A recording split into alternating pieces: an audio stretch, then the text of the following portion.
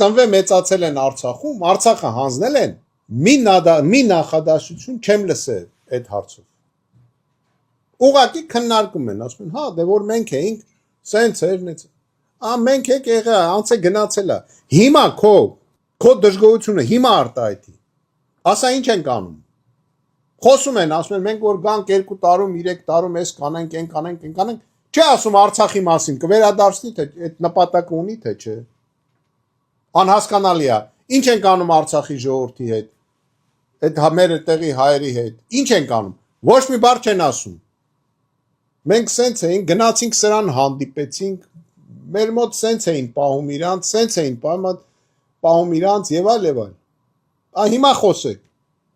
Հիմա ասեցի, սաղ վաճառել են։ Սաղ ձեր տված բոլոր մեր երկրի ղեկավարները միջև այսօր էլ վաճառում են։ Հիմա սա էլ ուզում է զինվորական հոսպիտալները վաճառի։ Պոլիգոնը Իջևանի պոլիգոնը վաճառում է։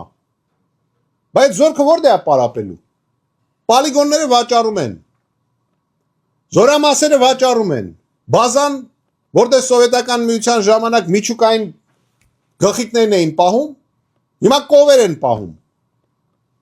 Ասում եմ, մի օբյեկտ չկա Հայաստանում, որի վրա արժի մի հատ ռակետ ծախսել։ Չկա այդ օբյեկտը։ Դե իրանք իրանց տակը փորում են, էլի, մնում են իրանք, այդ ռակետները իրանց գլխին տիղել գեն, իրանց կաբինետների վրա։ Որտեղ ուրիշ խոցելու ոչինչ չկա։